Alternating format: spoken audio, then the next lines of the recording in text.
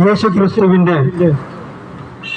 ജന്മ തിരുനാളിന് വേണ്ടി ഒരുങ്ങുന്ന ഈ വേളയില് ഈ പ്രദേശത്തേക്ക് യേശു ക്രിസ്തുവിലൂടെ ലഭ്യമായ വലിയ സന്ദേശം, ആ സമാധാനത്തിന്റെ സന്ദേശം, ആ സ്നേഹത്തിന്റെ സന്ദേശമായി കടന്നു വരുവാൻ ഇടയായതിനെ ഓർത്ത് ദൈവത്തിന് ഞങ്ങൾ നന്ദി പറയുക.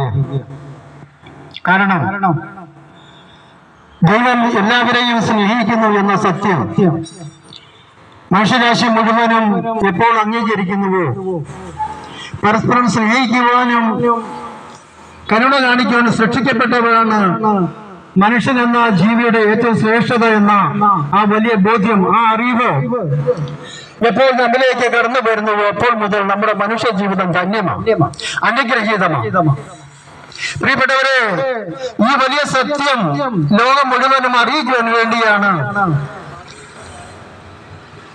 ദൈവം മനുഷ്യനായി പിറന്നത്.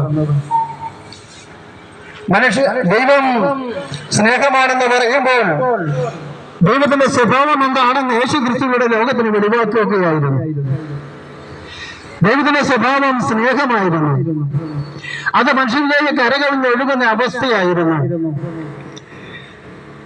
മനുഷ്യരാശി മുഴുവനെ വീണ്ടെടുക്കാൻ വേണ്ടി തന്നെ തന്നെ ബലിയർപ്പിച്ചുകൊണ്ട് ദൈവത്തിന്റെ സ്നേഹം പ്രകടമാക്കുന്നതായിരുന്നു. അതേ പ്രിയപ്പെട്ടവരെ, ലോകം മുഴുവനും ക്രിസ്തുമസിന് വേണ്ടി ഒരുങ്ങുമ്പോൾ ഞങ്ങൾക്ക് നിങ്ങളുടെ മുമ്പിൽ പങ്കുവയ്ക്കുവാനുള്ള ആ സ്നേഹത്തിന്റെ സന്ദേശം ഇതാ. ദൈവം നമ്മെ സ്നേഹിക്കുന്നു. ഞങ്ങളെ മാത്രമല്ല, ഈ ശബ്ദം കേൾക്കുന്ന എല്ലാവരെയും, ലോകം മുഴുവനെയും ദൈവം സ്നേഹിക്കുന്നു. എന്തിനു വേണ്ടി?